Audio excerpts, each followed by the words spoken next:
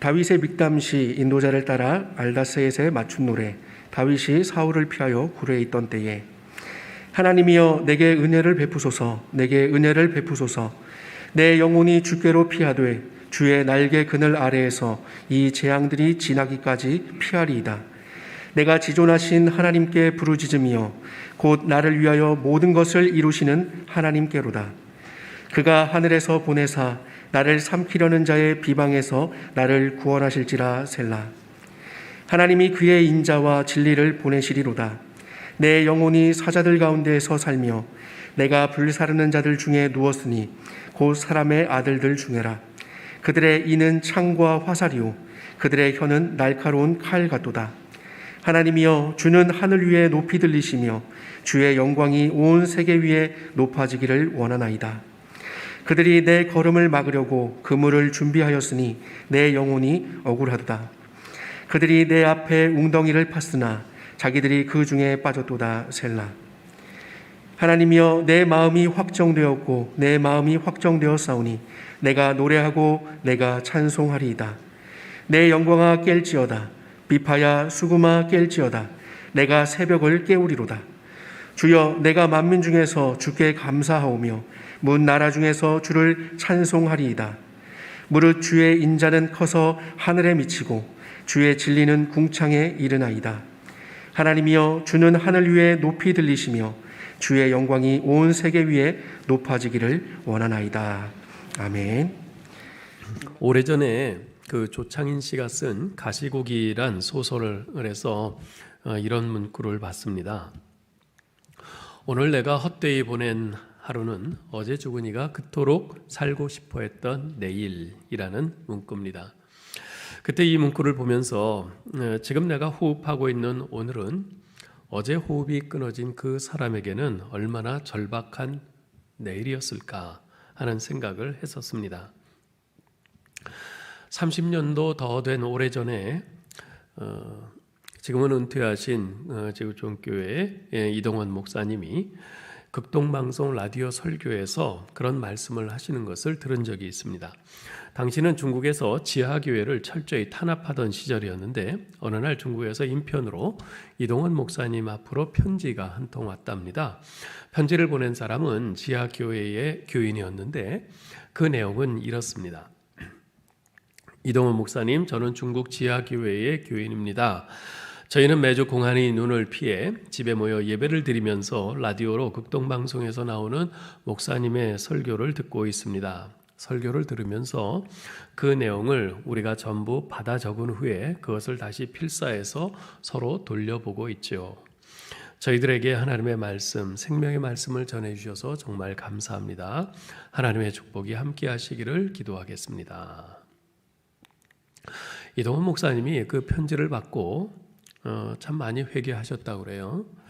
그때까지 극동방송 설교를 물론 대충 하지는 않으셨지만 그래도 그렇게 절실한 마음으로 하지는 않았는데 그 방송 설교를 들으면서 손으로 받아 적어 돌려보는 절박한 성도들이 있다는 것을 알고는 하나님께 회개하고 그때부터 목사님도 절실한 마음으로 그 방송 설교를 하셨다고 하더라고요.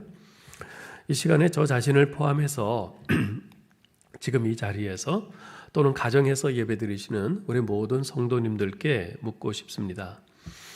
지금 여러분이 앉아있는 이 예배의 자리는 어제 세상을 떠난 어떤 성도가 그토록 사모하던 자리였다는 것을 알고 계십니까?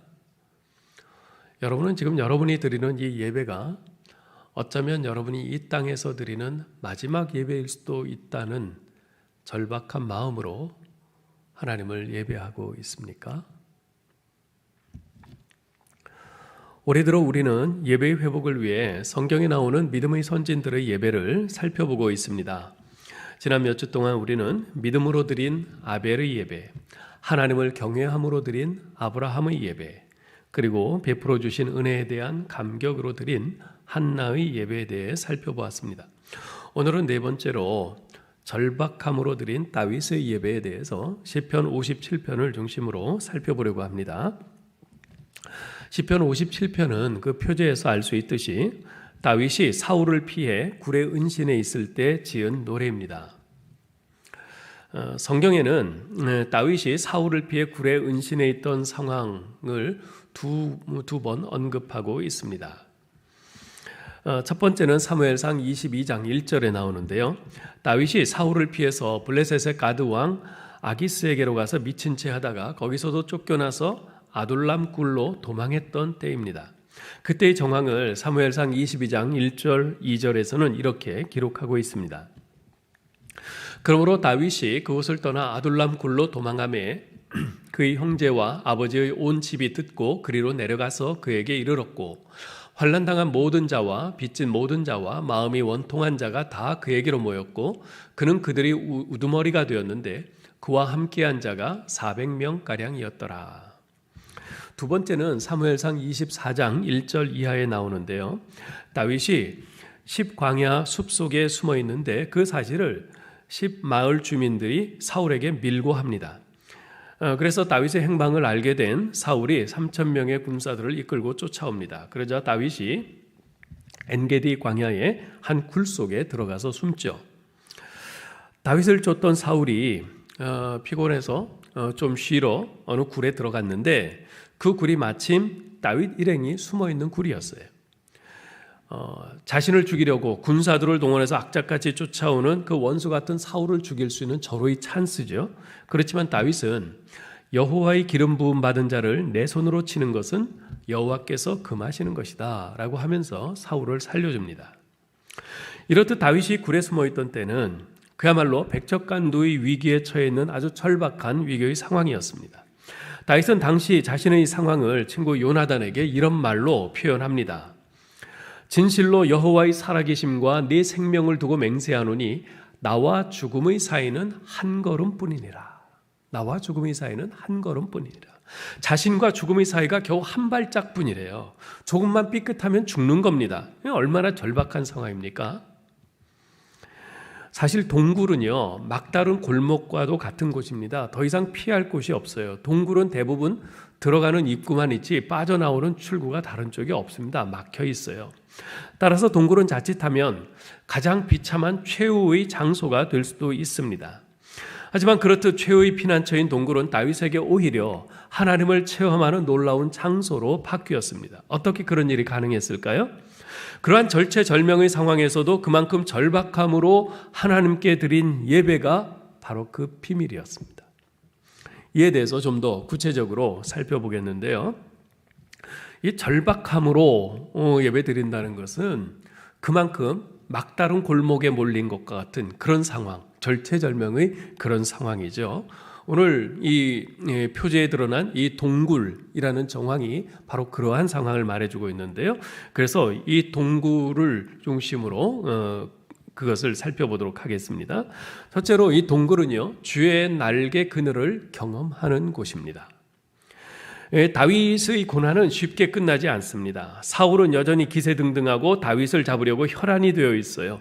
다윗을 숨겨준 사람은 신분 여하를 막론하고 모조리 사울이 다 죽입니다. 일례로 제사장 아히멜렉이 도망치느라 기진맥진한 다윗과 그 일행에게 떡을 주었다는 이유로 아히멜렉을 비롯한 제사장 85명과 제사장의 성읍인 놉성의 남녀와 아이들과 젖먹이들, 소와 나귀와 양을 모조리 다 죽입니다. 아주 천인공노할 그런 만행을 저질러지요.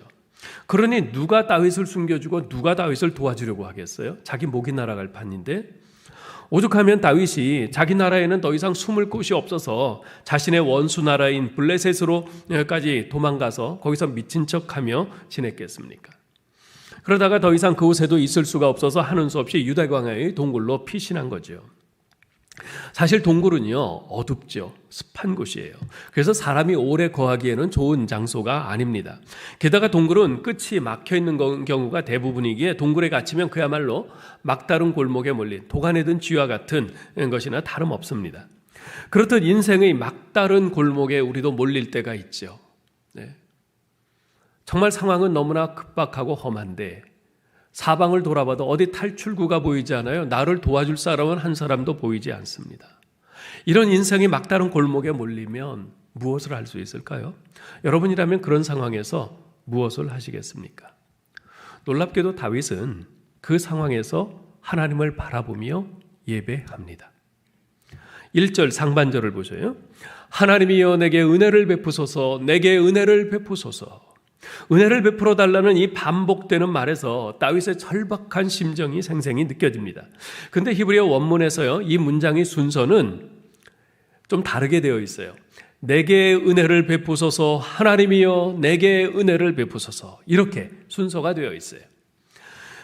히브리 문학에서는요, 중요한 것을 가운데에 배치하는 그런 경향이 있습니다. 이런 히브리어 문학의 특성을 고려할 때 지금 이 문장은 가운데 뭐가 있어요? 하나님이요, 이 말이 있어요. 지금 다윗의 시선이 절박하게 하나님을 향하고 있음을 보여줍니다. 하나님이 돕지 않으시면 난 끝장이라는 거죠. 그러한 절박함은 2절에서도 나타납니다.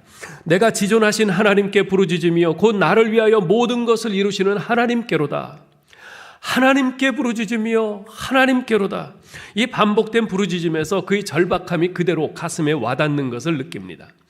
다윗이 그렇게 절박하게 하나님을 바라보며 부르짖는 까닭이 무엇입니까? 1절 하반절 보세요. 내 영혼이 주께로 피하되 주의 날개 그늘 아래에서 이 재앙들이 지나가기까지 피하리이다.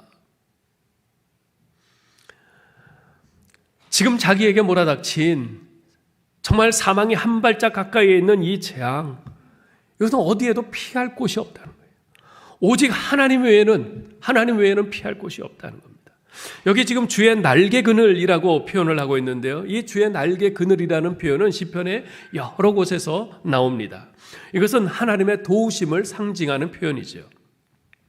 시편 17편 8절에 보면요, 나를 눈동자같이 지키시고 주의 날개 그늘 아래 감추사 말합니다. 36편 7절에서는 하나님이여 주의 인자하심이 어찌 그리 보배로우신지요, 사람들이 주의 날개 그늘 아래에 피하나이다. 63편 7절에도 말합니다. 주는 나의 도움이 되셨습니다. 내가 주의 날개 그늘에서 즐겁게 부르리이다. 그렇습니다. 하나님은 우리의 도움이십니다. 아니, 하나님만이 우리의 도움이세요. 하나님의 날개 그늘 아래 피하는 것만이 우리가 도움을 얻을 수 있는 유일한 길이에요. 우리의 살 유일한 길입니다. 따라서요, 여러분, 어려운 상황일수록 하나님을 찾고 찾아야 합니다. 하나님께 부르짖으며 하나님께 예배하는 자리로 나아가야 합니다. 왜냐하면 예배는 하나님의 날개 그늘 아래 거하는 것이요, 하나님을 만나는 자리이기 때문에 그렇습니다. 자, 그런데 2절에 보면 다윗은 지존하신 하나님, 나를 위하여 모든 것을 이루시는 하나님께 부르짖는다고 이렇게 고백을 합니다. 이 두 가지 사실이 매우 중요합니다. 그 이유가 뭘까요? 여러분, 지존하신 하나님이라면, 하나님이라는 말은 그야말로 모든 것의 주권자시라는 말이에요. 모든 것을 다 하실 수 있는 전능하신 하나님이시란 말이에요. 만일 하나님이 지존하신 하나님이 아니라면 내가 아무리 절박하게 부르짖어도 하나님이 구원해 주지 못하시는 그런 경우가 있기 때문에 그런 것이. 또 만일 하나님이 우리를 위해 모든 것을 이루시는 분, 그런 분이 아니라면 우리가 아무리 부르짖어도 하나님이 설사 전능하신 분이라 할지라도 하나님이 응답하지 않으실 수도 있게 되는 겁니다. 그러나 우리 하나님은 모든 것을 이루실 수 있는 지존하신 하나님이시요, 또한 우리를 위해서 기꺼이 모든 것을 이루시는 그런 사랑의 하나님이세요. 그렇기 때문에 우리는 확신을 가지고 하나님께 부르짖을 수 있는 것이고 부르짖어야 하는 것입니다. 예배는 바로 이러한 지존하신 하나님, 나를 위하여 모든 것을 이루시는 하나님을 만나는 자리입니다. 그 하나님을 주목하고 그 하나님께 경배하고 그 하나님께 부르짖는 자리가 바로 예배인 것입니다. 참으로 놀라운 것은 그런 막다른 골목에 처한 상황에서 절박함으로 하나님께 예배하는 자리로 나아가면서 다윗은 하나님의 도우심에 대한 강한 기대와 확신을 갖고 있다는 것이에요. 상황은 지금 절박한데 우리 하나님의 도우심에 대한 강한 기대와 확신을 갖고 나가요. 3절을 보세요. 그가 하늘에서 보내사 나를 삼키려는 자의 비방에서 나를 구원하실지라 하나님이 그 인자와 진리를 보내시리로다. 지금 절체절명의 그 상황이 해소된 것이 아닙니다. 여전히 급박해요. 여전히 사망이 내 옆에 있어요. 다윗은 자신의 영혼이 사자들 가운데 있고 불사르는 자들 중에 누워있는 것 같다고 4절에서 말합니다. 자신을 향한 원수들의 이가 창과 화살 같고 혀는 날카로운 칼과 같다고 그렇게 묘사를 합니다. 자, 그런데 하나님은 인자와 진리로 원수들의 그 날카롭고 살벌한 공격을 파하실 것이라고 말씀해요. 그 날카로운 칼과 활과 창, 그런 무기로 무장한 그 3천여의 그 군사들, 그들을 막으려면, 그들을 물리치려면 대포나 미사일 같은 무기를 동원해야 할 것 같은데, 그렇지 않고 하나님의 인자와 진리로 그들의 공격을 파하실 것이라고 말합니다. 얼핏 보기에는 원수들의 공격이 강한 것 같지만 하나님의 인자와 진리가 훨씬 더 강하기 때문입니다. 10절 보세요. 그래서 다윗은 말하죠. 무릇 주의 인자는 커서 하늘에 미치고 주의 진리는 궁창에 이르나이다. 아무리 활을 높이 쏜다 한들 하늘 끝까지 갑니까? 중간에 떨어지고 말아요. 아무리 창을 세게 던진다 한들 궁창에까지 이르나요? 못해요. 그러나 주의 인자는 커서 하늘에 미치고 주의 진리는 궁창에 이르나이다. 사실 우리도 그런 경험을 하지 않습니까? 죽을 것 같은 그런 절망적인 상황에서 정말 너무나도 상황은 급박한데 사방을 쳐다봐도 그 누구도 나를 도와줄 사람은 없고 정말 사방이 꽉 막혔어요. 너무나 답답해요. 낙심돼요. 도저히 예배드릴 기력도 없는 그런 상황입니다. 그런데 그래도 예배드리지 않을 수는 없어서 억지로라도 일어나 예배의 자리로 나갔을 때 찬송을 부르는데 갑자기 그 찬송을 통해서 하늘 평안이 무너진 내 마음에 임하는 것을 느낍니다. 기도하는데 그 기도를 통해서 내 마음을 만지시는 그 주님의 손길이 느껴집니다. 말씀을 듣는데 그 말씀을 통해서 내 마음에 살아계신 우리 하나님과 그분의 사랑이 느껴져요. 그분을 향한 믿음이 느껴져요. 그리고 그분이 이루실 그 일들에 대한 그 소망으로 가득 채워지는 것이 느껴집니다. 절박함으로 나아가면 나아갈수록 우리는 예배를 통해서 경험하는 하나님의 그 손길은 더욱 분명하고 확실해집니다. 여러분, 그래서요, 절박할수록 예배의 자리로 나아가야 되는 것입니다. 그냥 형통할 때 하나님을 찬양하고 예배하는 것도 귀한 일이지만 우리가 절박할 때 더 이상 예배 드릴 힘조차 없을 때, 그럴 때 억지로라도 힘을 짜내서 우리 하나님 앞에 예배드리는 그 자리에 나아가서 우리 하나님을 찬양하고 경배하며 기도하며 하나님의 말씀을 들으며 그 예배할 때, 그때 그 절박함 가운데 드리는 그 예배자에게 임하시는 하나님의 은혜의 손길은 그 어떤 때보다도 훨씬 더 큽니다. 지난주에 김대순 권사님을 신방했습니다. 그렇게 열심히 주님과 교회를 섬기셨던 권사님인데 이제는 연세도 많으시고 병도 있으셔서 거동을 잘 못하세요. 거의 잘 못하세요. 댁에 갔더니 권사님은 침대 옆에 놓인 의자에 앉으신 채로 침대에 엎드려 계셔요. 권사님, 저 왔어요. 저 누군지 아시겠어요? 했더니 잘 못 알아보셔요. 기억이 들어왔다 나갔다 이제 그러셔요. 너무나 안타까웠어요. 그래서 권사님, 우리 하나님께 예배드려요. 우리 찬송 부릅시다. 그러고는 예전에 많이 부르셨던 그런 곡들을 골라서 한 장 한 장 찬송을 부르는데, 한 장, 두 장 이렇게 찬송을 계속 부르자 웅얼웅얼 거리면서 조금씩 따라 부르세요. 그렇게 찬송을 5장 부른 후에 시편 23편 말씀을 전했습니다. 여호와는 나의 목자시니 내게 부족함이 없으리로다. 그가 나를 푸른 풀밭에 누이시며 쉴 만한 물가로 인도하시는도다. 내 영혼을 소생시키시고 자기 이름을 위하여 의의 길로 인도하시는도다. 내가 사망의 음침한 골짜기로 다닐지라도 해를 두려워하지 않을 것은 주께서 나와 함께 하심이라. 주의 지팡이와 막대기가 나를 안위하시나이다. 주께서 내 원수의 목전에서 내게 상을 차려주시고 기름을 내 머리에 부으셨으니 내 잔이 넘치나이다. 내 평생의 선하심과 인자하심이 반드시 나를 따르리니 내가 여호와의 집에 영원히 살리로다. 권사님 귓가에 대고 큰 소리로 읽어드리면서 한 절 한 절 읽으면서 말씀을 전했습니다. 여자 권사님이 입안에서 웅얼웅얼거리는 작은 소리로 아멘, 아멘 그러세요. 그렇게 예배를 다 마치고 권사님, 저희들 갈게요. 다음에 또 올게요. 그랬더니 잘 안 들리는 작은 소리로 뭐라고 그러시는 거예요. 그래서 권사님 뭐라고요? 하고는 가까이 귀를 대고 들어보니까 매일매일 와 그러세요. 그 말을 듣는 순간 가슴이 먹먹했습니다. 사람도 잘 못 알아보시고 정신이 혼미하셨던 권사님을 예배를 통해서 하나님께서 만져주시고 위로해 주셨다, 이 생각이 들었습니다. 다윗도 그랬습니다. 고난으로 어쩔 수 없이 피한 장소였지만 하나님을 주목하고 예배하는 가운데 하나님의 임재를 맛보는 장소로 변한 것입니다. 동굴 자체가 달라진 것이 아니에요. 여전히 음습하고 추운 축축한 그런 어두운 동굴이었어요. 그런데 다윗은 그곳에서 예배드리는 가운데 자신을 지켜주시는 하나님을 경험했고, 하나님이 계신 곳이라면 어디든 하나님의 날개 그늘 아래임을 깨달은 것이지요. 동굴은 또한 새벽을 깨우며 찬양하는 곳이기도 합니다. 다윗은 동굴에서 하나님의 날개 그늘을 체험했습니다. 서두에 말씀드린 것처럼 다윗을 쫓던 사울이 잠깐 쉬러 굴에 들어갔는데 그 굴이 마침 다윗 일행이 숨어있는 굴이었어요.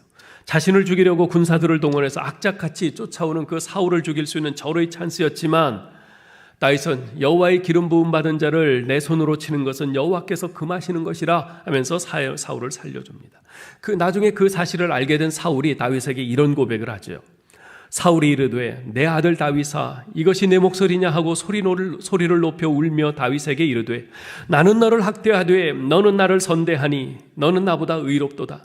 네가 나 선대한 것을 오늘 나타냈나니 여호와께서 나를 내 손에 넘기셨으나 내가 나를 죽이지 아니하였도다. 사람이 그의 원수를 만나면 그를 평안히 가게 하겠느냐. 내가 오늘 내게 행한 일로 말미암아 여호와께서 내게 선으로 갚으시기를 원하노라. 보라 나는 내가 반드시 왕이 될 것을 알고 이스라엘 나라가 내 손에 견고히 설 것을 아노니 그런즉 너는 내 후손을 끊지 아니하며 내 아버지의 집에서 내 이름을 멸하지 아니할 것을 이제 여호와의 이름으로 내게 맹세하라 하니라. 역전된 겁니다. 역전됐어요. 오늘 본문 6절에서도 그러한 사실을 보여줍니다. 그들이 내 걸음을 막으려고 그물을 준비하였으니 내 영혼이 억울하도다. 그들이 내 앞에 웅덩이를 팠으나 자기들이 그 중에 빠졌도다. 하나님께서 역전시키셨어요. 이렇듯 자신을 보호하시는 하나님을 경험한 다윗의 마음은 더욱 굳건해지고 더 감사로 가득 찼습니다. 그래서 다윗은 그 동굴에서 찬송하기를 확정하고 다짐하지요. 7절로 9절 보십시오. 하나님이여 내 마음이 확정되었고 내 마음이 확정되었사오니 내가 노래하고 내가 찬송하리이다. 내 영광아 깰지어다. 비파야 수금아 깰지어다. 내가 새벽을 깨우리로다. 주여 내가 만민 중에서 주께 감사하오며 문나라 중에서 주를 찬송하리이다. 원래 다윗은 목동이었던 동시에 수금을 연주하는 그 음악가였어요. 다윗이 수금을 연주하면 사울이 병이 낫고 악신이 떠나기도 했지요. 하지만 쫓겨다니는 동안에 수금을 연주하는 것은 불가능했습니다. 다윗의 마음이 지금 쫓겨다니는 형편에 무슨 수금을 연주할 여유가 있겠어요. 쫓겨다니는 형편에 악기 소리를 내면서 노래할 수 있겠습니까? 상상도 할 수 없는 일이죠. 하지만 하나님의 임재를 경험한 동굴 안에서 다윗은 더 이상 주저하지 않고 비파와 수금을 연주하면서 노래합니다. 새벽을 깨우면서 하나님을 찬양합니다. 하나님의 날개 그늘을 경험한 사람은요, 어디서든 찬송합니다. 언제든 하나님을 예배합니다. 언제든 하나님의 이름을 높이는 일에 주저하지 않습니다. 음침한 동굴에 그 찬송 소리가 가득 차고 그 어두운 동굴 속에 아름다운 노래가 동굴벽을 타고 부딪혀 메아리치는 그 광경은 생각만 해도 아주 감격스럽습니다. 하나님께서 그 찬송을 얼마나 기쁘게 받으셨을까요? 아무 소리가 들리지 않던 동굴에서 하나님을 찬양하는 아름다운 선율이 흘러나오는 기적. 이 기적은 오늘 우리에게도 인생의 동굴, 인생의 막다른 골목에 처한 우리에게도 여전히 가능합니다. 우리도 여전히 인생의 막다른 골목에서 이 기적을 경험할 수 있습니다. 사도행전 16장에 보면요, 바울과 실라가 그것을 경험해요. 빌립보에서 점치는 귀신 들린 여종에게서 귀신을 내쫓아 준 것 때문에 그 여종의 주인들에게 고발당해서 바울과 실라가 감옥에 갇히죠. 그때의 정황을 이렇게 성경은 기록하고 있습니다. 무리가 일제히 일어나 고발하니 상관들이 옷을 찢어벗기고 매로 치라 하여 많이 친 후에 옥에 가두고 간수에게 명하여 든든히 지키라 하니 그가 이러한 명령을 받아 그들을 깊은 감옥에 가두고 그 발을 착고에 든든히 채웠더니 한밤중에 바울과 실라가 기도하고 하나님을 찬송하며 죄수들이 듣더라. 그들은 바울과 실라를 많이 치고 깊은 감옥에 가두고 그들의 발을 착고에 든든히 채웠습니다. 그러고는 아주 득이 만만했을 거예요. 그러나 바울과 실라는 그렇게 매로 많이 맞고 깊은 감옥 속에 갇히고 발을 꽁꽁 묶인 그런 어두운 상황, 어두운 깊은 어둠 속에서 한밤중에 하나님께 찬송하고 기도했습니다. 그리고 그들의 기도와 찬송 소리를 모든 죄수들이 다 들었어요. 그 상황 속에서도 아주 힘있게 찬송하고 기도한 것이죠. 여러분, 아무리 우리를 둘러싼 어둠이 깊을지라도 우리는 하나님을 믿는 사람들로서 우리의 길을 가야 합니다. 그 길은 하나님을 바라보고 하나님을 주목하고 하나님께 부르짖고 하나님의 도우심을 구하며 하나님을 찬송하는 예배의 길입니다. 결국에는 하나님의 뜻이 온전히 서고 하나님이 승리하실 것을 믿으면서 하나님을 신뢰하며 경배해야 합니다. 26절에서 바로 그것을 보여줍니다. 이에 갑자기 큰 지진이 나서 옥토가 움직이고 문이 다 곧 열리며 모든 사람이 매인 것이 다 벗어진지라. 중요한 것은요, 우리가 처해 있는 그 어두운 상황 속에서 우리 하나님을 만나는 것입니다. 사울을 피해 숨었던 그 어둡고 음침한 동굴이 하나님의 날개 그늘이 되고 찬송의 장소가 될 수 있었던 이유는 다윗이 막다른 골목가도 같은 그 동굴 안에서 하나님을 주목하고 하나님께 예배함으로 살아계신 하나님을 만났기 때문입니다. 여러분, 하나님을 만나면 고난의 장소가 찬송의 장소로 바뀌는 기적이 반드시 나타나는 줄 믿습니다. 특별히 다윗은 내가 새벽을 깨우리로다 라고 결단합니다. 왜 새벽을 깨웁니까? 왜 새벽을 깨워요? 한낮에 깨우면 안 됩니까? 절박하니까. 절박한 사람은요, 밤에 잠을 못 이룹니다. 새벽부터 일어나 무릎 꿇고 하나님께 부르짖습니다. 여러분, 이 세상에 새벽을 깨우는 사람들이 많아요. 제가 이렇게 보면 아침에 새벽기도 나올 때 이렇게 보면 벌써부터 차들이 많이 다녀요. 일찍부터 출근하고 일하러 나가고 하는 사람들이 많아요. 그들 모두 나름대로 이 세상에서 참으로 귀한 역할을 하는 사람들이죠. 그렇지만 저는 그 중에서도 새벽을 깨우며 나와서 하나님 앞에 나와 기도하는 하나님의 사람들이야말로 이 세상을 지탱시켜주는 가장 소중한 사람들이라고 믿습니다. 여러분, 지금 이 세상이 유지되고 돌아가는 것이 정치가들 때문인 줄 아세요? 아니에요. 정치가들 때문이라면 우리나라는 망해도 벌써 진작에 망했을 겁니다. 정치가 좀 엉망이어야지요. 기업가들이 경제활동을 잘해서 우리가 굶지 않고 먹고 사는 겁니까? 아닙니다. 군인들이 나라를 잘 지켜서 우리가 안전하게 사는 겁니까? 아닙니다. 새벽부터 잠자리에서 일어나 주님 앞에 나와서 어찌 보면 자기와 아무 상관없는 이 시대와 세계와 나라와 민족과 사회를 위해서 중보하며 기도하는 이 하나님의 사람들로 말미암아 그들로 인해서 그나마 이 세상이 이렇게 유지되고 있는 줄 믿습니다. 오늘날 현대인들은 새벽을 잃어버렸어요. 밤늦도록 먹고 마시고 인터넷과 TV와 비디오 등 문명의 이규에 취해서 일찍 잠들지 못하는 현대인들이 얼마나 많은지 몰라요. 그런 사람들이 맑은 정신으로 새벽을 깨우겠습니까? 불가능하죠. 우리의 삶이 날마다 활기차고 상쾌하려면요, 우리 잃어버려진 이 새벽을 회복해야 합니다. 다윗은 이렇게 외칩니다. 내 영광아 깰지어다, 비파야 수금아 깰지어다, 내가 새벽을 깨우리로다. 다윗처럼 새벽을 흔들어 깨우는 이 믿음의 기상을 회복해야 합니다. 물론 새벽은요, 우리가 깨우지 않아도 저절로 동터옵니다. 근데 어째서 다윗은 새벽을 흔들어 깨우겠다고 하는 것일까요? 깨우겠다고 하는 것은요, 잠들어 있음을 전제로 하는 겁니다. 잠들어 있는 새벽, 그것은 영적으로 잠들어 있는 다윗 자신을 지적하는 말입니다. 그러니까 지금 이 표현은 내가 더 이상 영적인 잠을 자지 않고 새벽에 깨어나리라 하는 다짐인 겁니다. 내가 더 이상 영적 잠을 자지 않고 새벽부터 하나님 앞에 깨어 있으리라 하는 각오인 것입니다. 여러분, 우리 주 예수님께서는 늘 하나님 앞에 깨어 있는 새벽의 사람이셨어요. 우리가 복음서를 읽다 보면 주님께서는 늘 새벽마다 새벽 미명에 한적한 곳에 나가서 새벽을 깨우며 기도하셨던 것을 봅니다. 이 세상의 사랑과 희망과 새벽빛을 비추는 새벽의 사람이셨죠.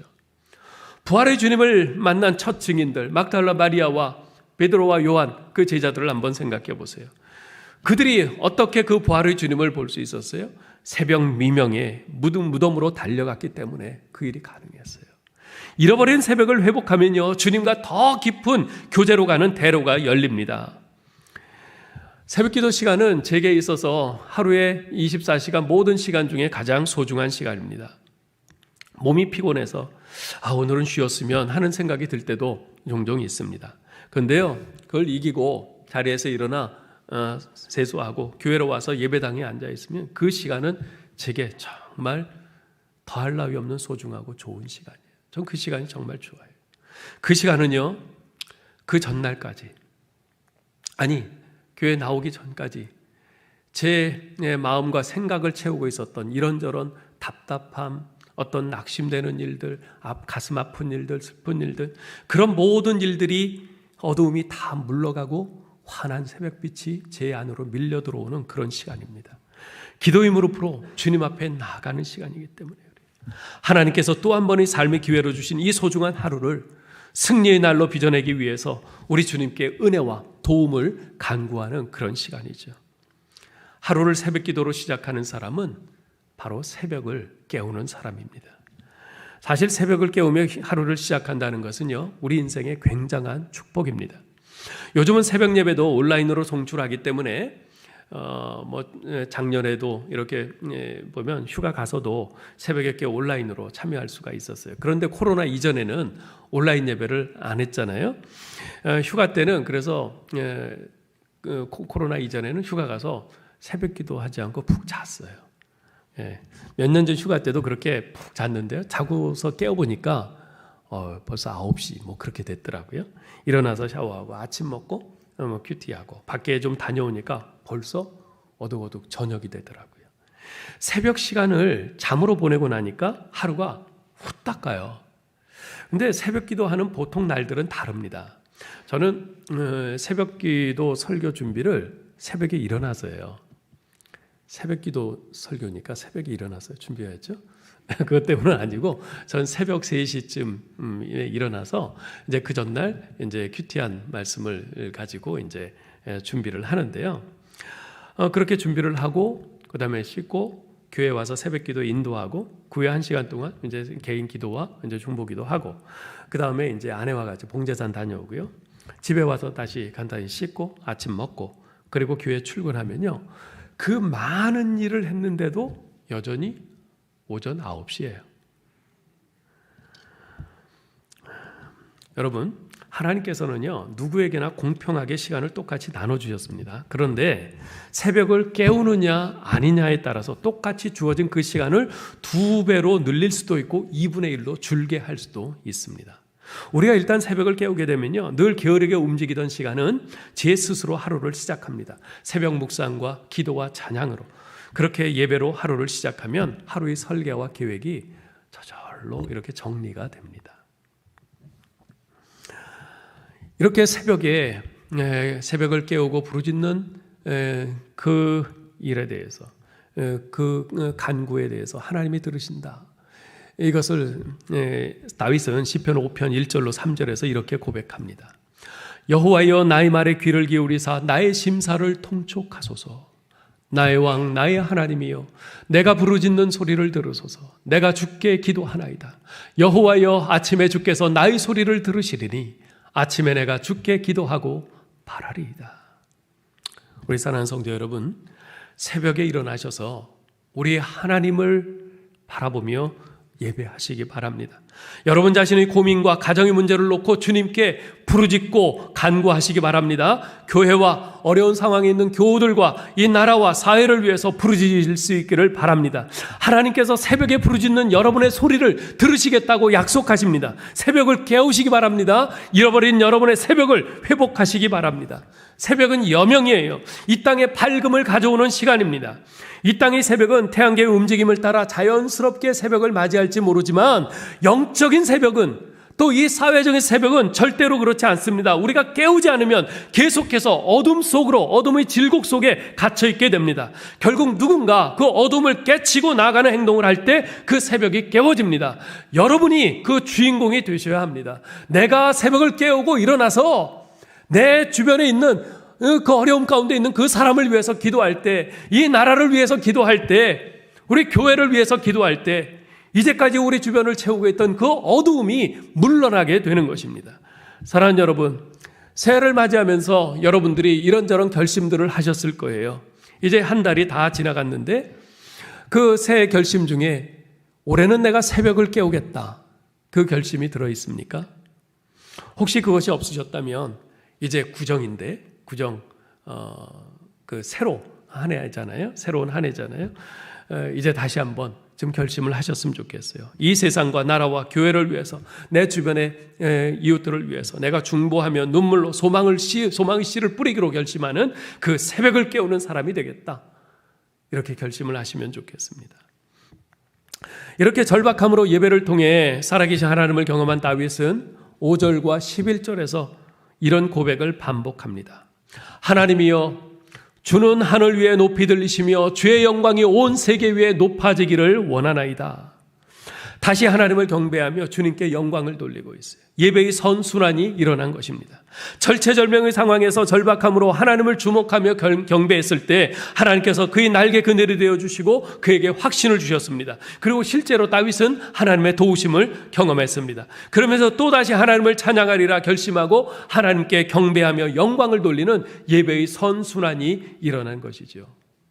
우리가 절박함 가운데서 포기하지 아니하고 그 절박함 속에서 다시 우리 하나님을 바라보고 하나님께 주목하고 하나님께 예배할 때 하나님께서 우리의 그 예배를 기쁘게 받으시며 예배의 선순환이 일어나게 해주시는 것입니다. 이제 말씀을 맺겠습니다. 제가 우리 교회 고등부 전도사로 있던 1988년도에 88 서울올림픽을 며칠 앞둔 어느 수요일에 중국에서 특별한 손님들이 오셨어요. 그분들은 88 서울올림픽 중국 즉 참관단의 일행으로 오신 분들인데, 당시에 우리나라와 아직 수교가 안 돼 있어서 중국에서는 서울올림픽에 참관할 사람들 각 성에서 이렇게 대표자들을 뽑아서 이렇게 보냈거든요. 지금처럼 자유롭게 오는 것이 아니라. 자, 근데 그 참관단의 일행으로 오신 분들인데요, 그분들이 누구냐면 과거 우리 교회 일대 목사님이신 고 장경재 목사님께서 해방전 중국 만주 봉천에 계실 때 세우셨던 탐만교회의 성도님들이셨어요.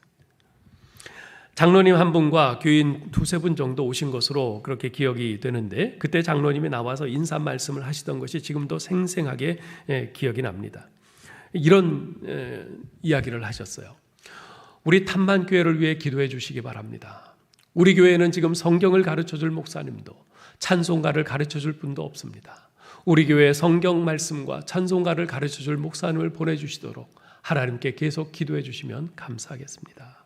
그 말씀을 하시면서 그 장로님이 우셨어요. 지금도 그 모습이 눈앞에 선합니다. 저는 그때 그분들 모습에서 절박함을 보았습니다.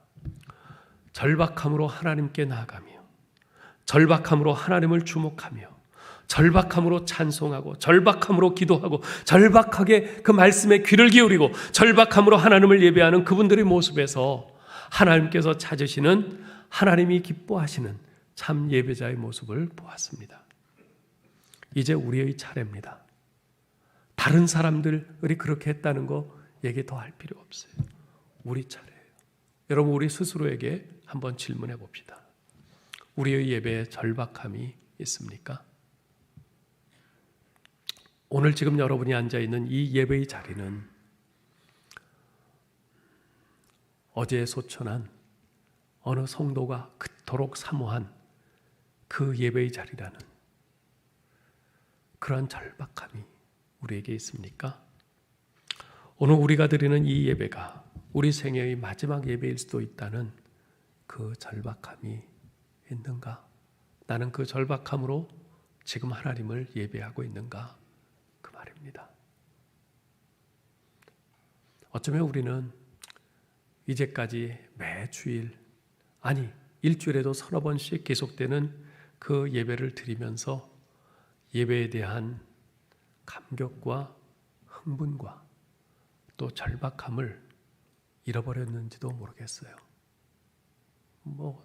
다음 주에 또 돌아오는 예배, 내일이면 또 드리는 예배,